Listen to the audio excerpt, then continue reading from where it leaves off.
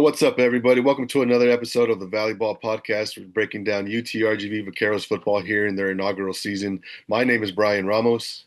And I'm Ivan Palacios and Bryan. Non-conference play is in the books, and we're 4-0, man. I mean, you couldn't have asked for a better start to this season for this program, or not even the season to this program, man. I mean, 4 wins and four in as many tries, three blowouts, one close one there on the road against Prairie View A&M, but a really good test there. And just, I mean, Bryan, how are you feeling heading into conference play after these four weeks of action that we've gone through?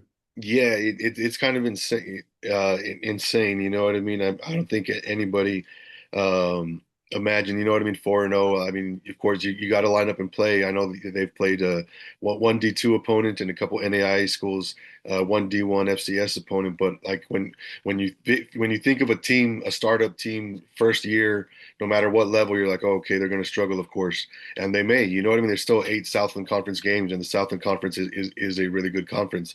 But here they are, 4-0. You know what I mean? They've passed every test thus far. And I mean, there's 129 NCAA D1 FCS programs. 15 are undefeated at this point, and the UTRGV Vaqueros are one of them. Just crazy right now, 4-0, Ivan. I mean, just yeah, your thoughts on UTRGV and the historic start that hasn't been done since in quite some time there at the FCS D1 level.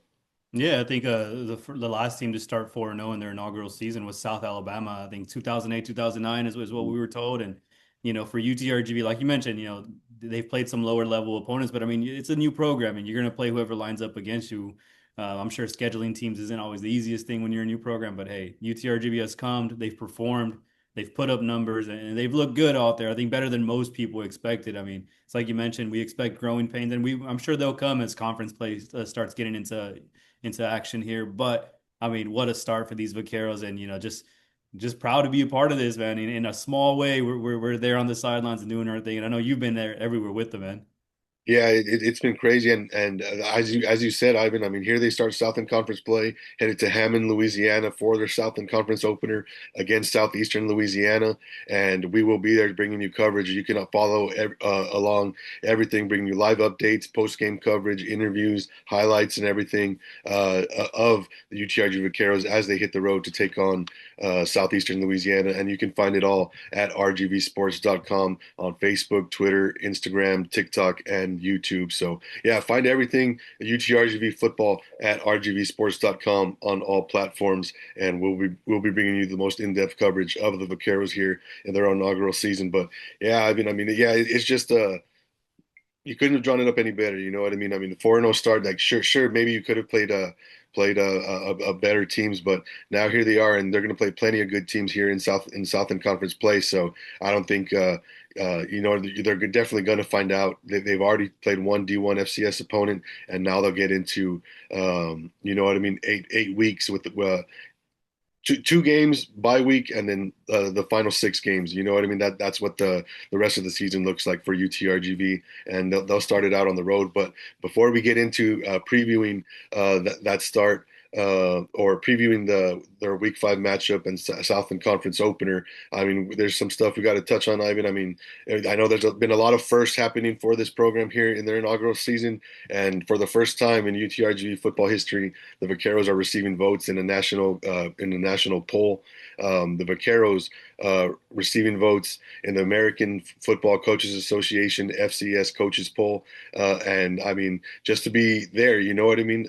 There's 129 FCS teams, and not all of them are receiving votes. You know what I mean? So for UTRGV to kind of put themselves in that position with that start, that's pretty impressive. You know what I mean? And there's plenty other Southland Conference representation in that poll as well. So I mean, just your thoughts on. I mean, I know there's been a buzz about this team. You know what I mean?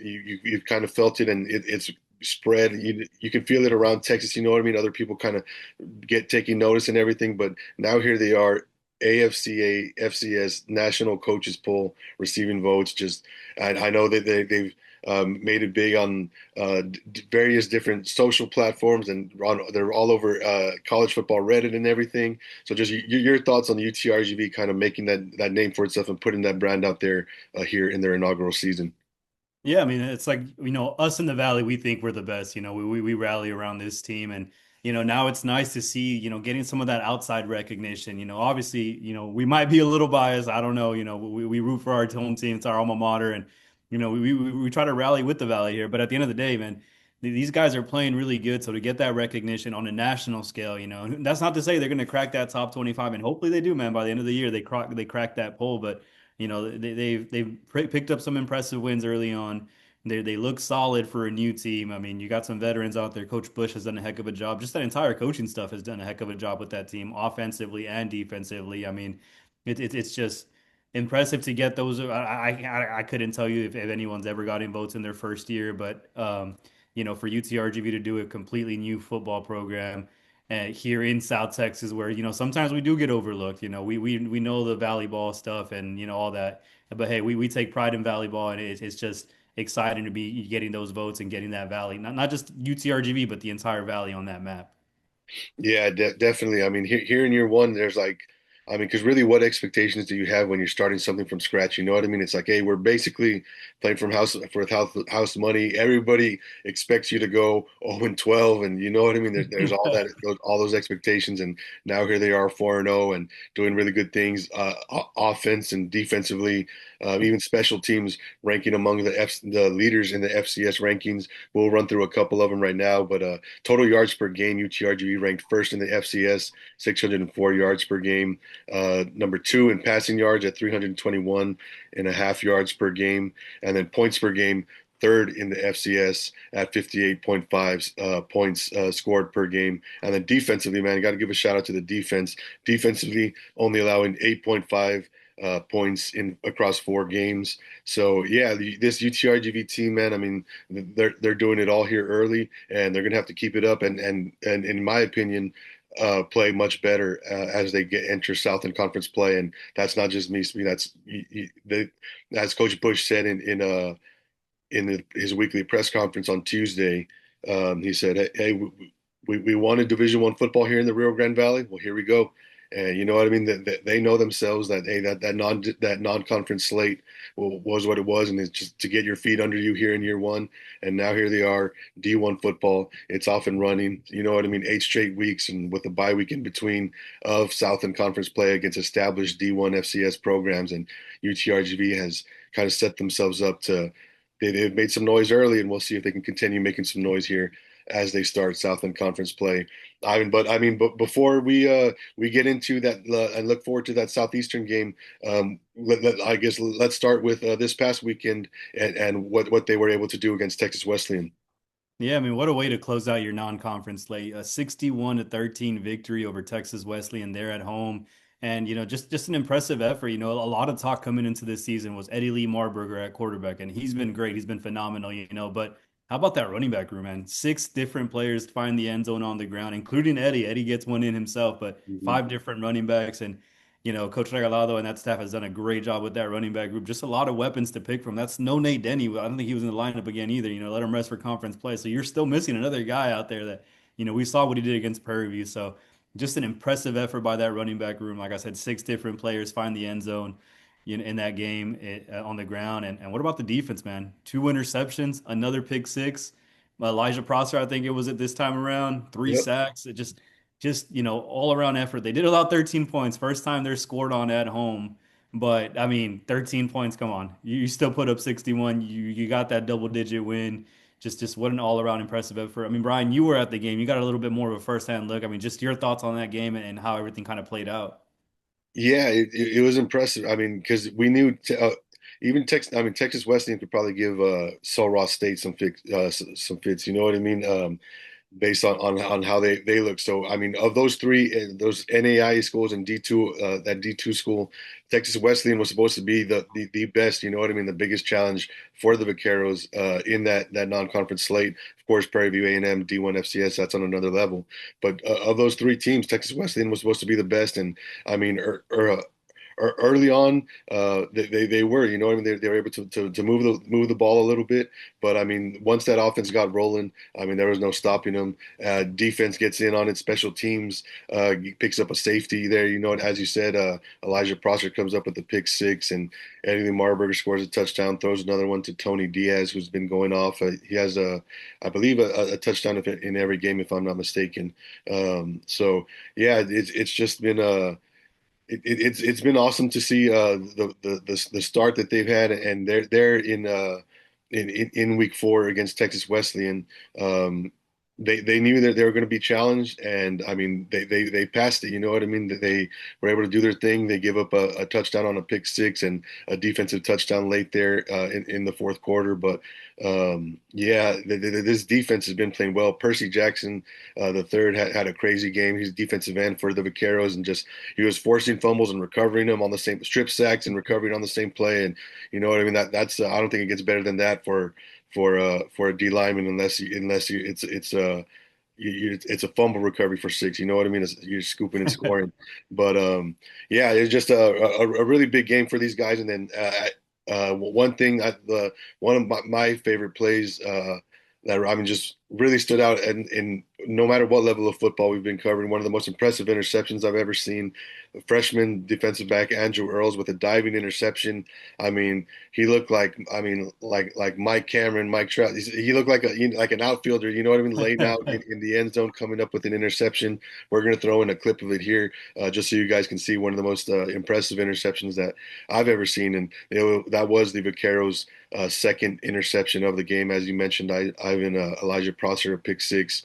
Five different running back score. Eddie Lee Marburger also gets in there to make it six. And then in the post game press conference, one thing that one player that Coach Bush really, I mean, talked about by name when I asked him about the running back room and just their thoughts. Because I mean, last week they had what was it, over 500 rushing yards. I mean, the week before, week prior, week three against Langston, over 500 team rushing yards. And this week, five different running backs score, and running game gets going again. So I asked Coach Bush about it. And one player that he kind of singled out was Broderick Taylor, and that big playability that he has. I mean, a 79-yard touchdown run, man. And this guy, he's just man, yeah, he's a big play waiting to happen. You know what I mean? He's one of the they have UTRGV has 14 true freshmen on this roster. He's one of them, and UTRGV is now at the point where they got to decide, okay, who are we going to redshirt? You know what I mean? You're 4 weeks into the season, and Broderick Taylor's making a case to be like, hey, man, he deserves some run up there with the, you know what I mean, first, second team and stuff, man. So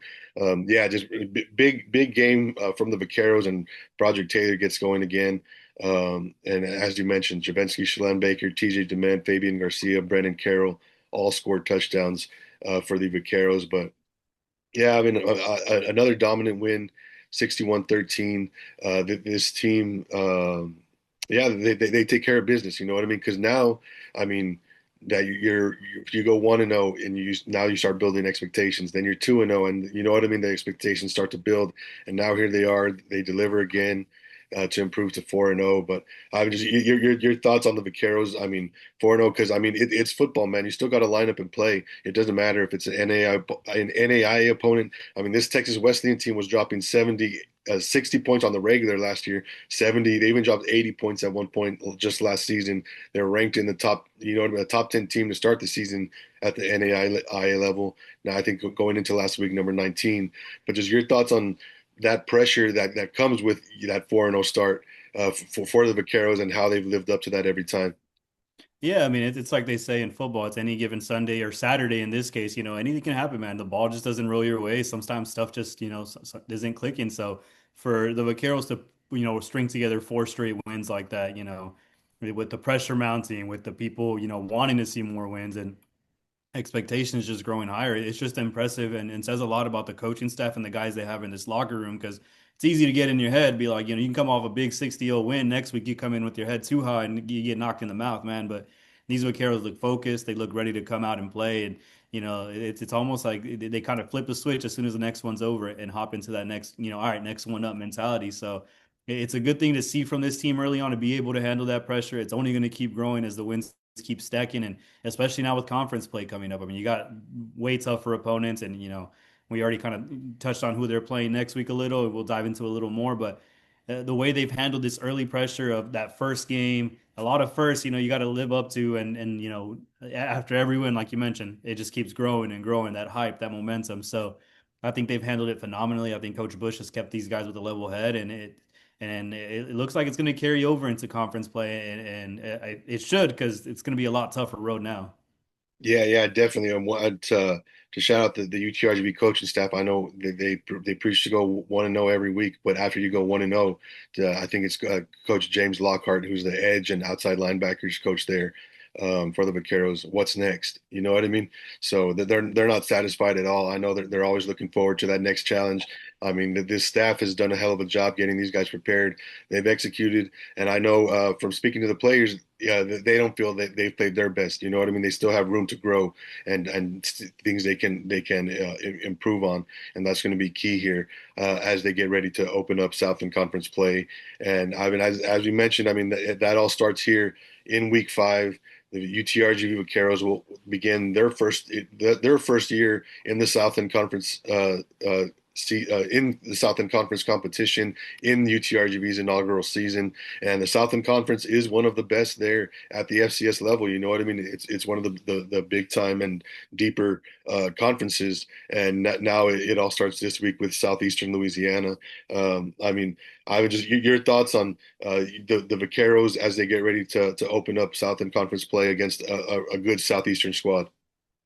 Yeah, man. I mean, this isn't going to be no cakewalk this time around, man. I mean, it's their first conference game. It's on the road, and this is a team that I think went 5-1 in conference last year, 6-1. 6-1, yeah, yeah. Yeah, the really good team. I mean, you mentioned it earlier. Coach Bush picked them in the top three to finish in that conference, and there's a reason why. I mean, they're 2-2 coming into this one, but if you look at their two losses, they lose to Louisiana Tech, an FBS opponent, LSU, who's ranked in the top five in the nation right now in the FBS level. So you can't really knock them for those two losses. This is a team that's been tested. They've played some tough opponents, and they're going to come in, and you see a team coming in hot like UTRGV. They want to derail that hype train a little, and so, I expect UTRGV to get their best shot from Southeastern there. And that one's at 6 p.m. this Saturday at Strawberry Stadium in Louisiana. I mean, and it's just interesting. How are they going to look in conference play as the competition gets tougher? I mean, Bryan, your thoughts? You were at practice this week. I mean, what do the guys look like going into this one? Yeah, I mean they're fired up. You know what I mean? I think not that you always prepare. You prepare for faceless opponents, as the coaches say. You know what I mean? It doesn't matter who you're playing. You prepare the way you know what I mean, as if you're about to play in the dang Super Bowl. You know what I mean? And so nothing changes preparation wise. But I think these guys are ready for that challenge. You know what I mean? They came here to play D1 football. You know what I mean? And a bunch of these guys can't come from FBS and other FCS programs, and you know what I mean, played at high level D2s and JUCOs and everything, and even in high school ball, you know what I mean, they played at from this team is made up of some of the best for some players from some of the best programs here in Texas. You know what I mean, at the Texas high school football level, and they came here to have that opportunity to play D1 football, and now here it is. I think the guys are ready for it, man. It of course they'll have their work cut out for them here against a really tough Southeastern Louisiana Lion squad, as you said, Ivan, 2-2. You mentioned it. There are two losses come against FBS D1 programs, and of course LSU is who LSU is. But their two wins were against D1 FCS teams in Murray State. They beat them 45-24, and then they beat Mississippi Valley State 56-3. So they control those two teams, you know what I mean, pretty handily.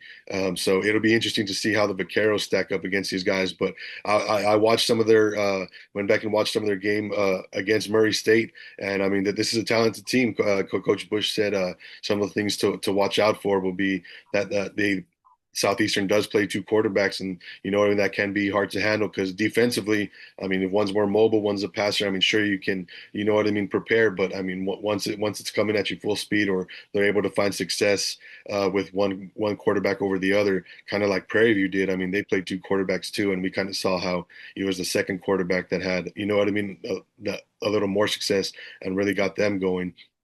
It'll be interesting to see how Coach Gamble, the defensive UTRGV defensive coordinator, and the Vaqueros can handle that and adjust to that. Of course, they've played really well this season, averaging giving up 8.5 points a game. And yeah, it'll be interesting to see how the Vaqueros defensively can match up. And then offensively, it starts in the trenches with this Southeastern team on the defensive line. They got some studs there. I mean, they had themselves a solid day against LSU, and you have yourself a solid day against LSU. That says something. You know what I mean? It don't matter what the final score says. This Southeastern team hung tough with LSU, like Coach Bush said, for about a quarter. You know what I mean? Where they played them close to even and didn't give up an inch. So it'll be interesting to see how the Vaqueros can handle that pressure up there offensively against a really good Southeastern team. So yeah, I mean, this will be interesting, Ivan. I mean, their first real test of Southland Conference play. I mean, it'll be their second D1 FCS opponent. But yeah, I mean, just your thoughts. I mean, if when you look at this Southeastern team, they got multiple guys that with over 100 yards rushing, those two quarterbacks and a deep defensive line. Just your thoughts on those challenges that Southeastern Louisiana brings to the table. I mean, you said it. I think it starts in the trenches, man. I mean, this is a defensive unit that's plowed up 28 tackles for loss, 9 sacks, and that's in 4 games. So you're averaging a little over 2 sacks a game. So it's like make sure to keep Eddie upright if you can. Mhm. Give him that time to throw and find his receivers like Tony Diaz and Xavier Nolan and create holes for that running back like they've been all year long. It's definitely going to be a tougher test. I mean, this guy Caleb Proctor, 6'3", 280 pounds. He's a beast there on the D line. He leads the team with 3 sacks, 5 tackles for loss. I mean it's going to be interesting to see how the Vaqueros offensive line stacks up against a really a loaded defensive unit up there from the linebackers to the defensive line. You said Coach Bush said it himself. It's going to be a tough D line to kind of keep in check. And if they can do that, I think they give themselves a chance in this one. It's going to be protecting Eddie, though. It's going to be one of the biggest things. And offensively, I mean, I don't think you're going to replicate 600 yards a game, against this squad. I mean, it's just a whole different level of football. But if you can move the ball down, just keep moving those chains with Eddie. You get the running game. Hopefully Nate Denny's back in the lineup this week. And you mentioned yourself, Broderick Taylor, man. The kid's averaging 23.6 yards a carry. Granted, you look at the opponents, but still, I mean, for him to break free to play college ball, you got to be a certain level of athlete, whether JUCO or D1, doesn't matter. You're a different kind of athlete to get to that level.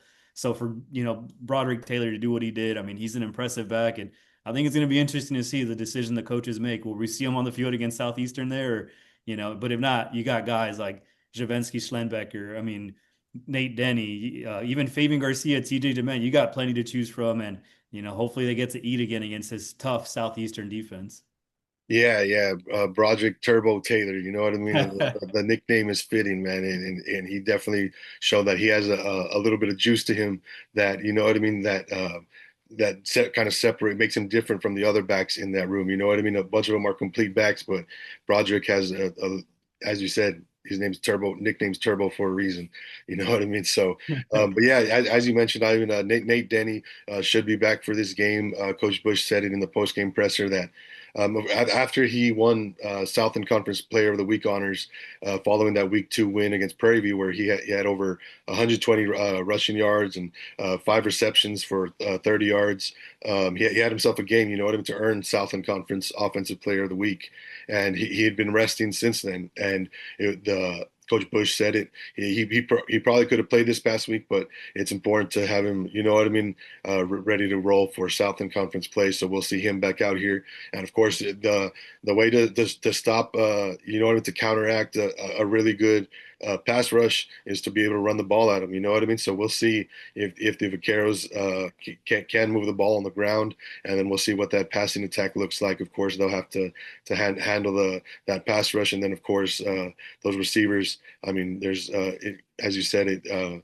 You talk about Tony Diaz, Xavier Nolan. You got Tavian Cord in the slot. Kyron Lee, Ismail Smith Flores, and yeah, a bunch of guys who are looking to provide just that threat. You know what I mean on the field. It's a spread offense. I mean, you got 5 eligible receivers on every play, and it's about making the defense respect all of them. So we'll see what the Vaqueros and the UTRGV coaching staff has in store here for Southeastern Louisiana as they take on. I know. Excuse me. From talking, I listened to a press conference from Southeastern head coach Frank Selfo earlier this week, and one thing they asked him is what they've looked on what they've kind of studied, you know what I mean, what film they've been able to watch at UTRGV being their first year program, and they've gone back and watched some of where the coaches were prior.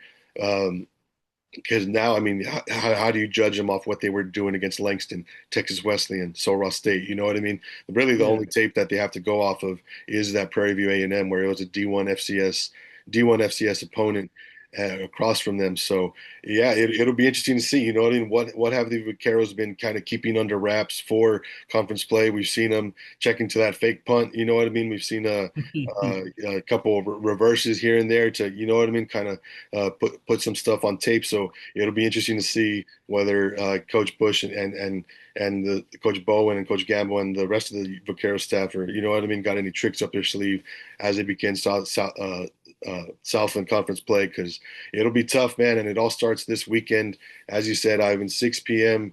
Saturday at Strawberry Stadium in Hammond, Louisiana.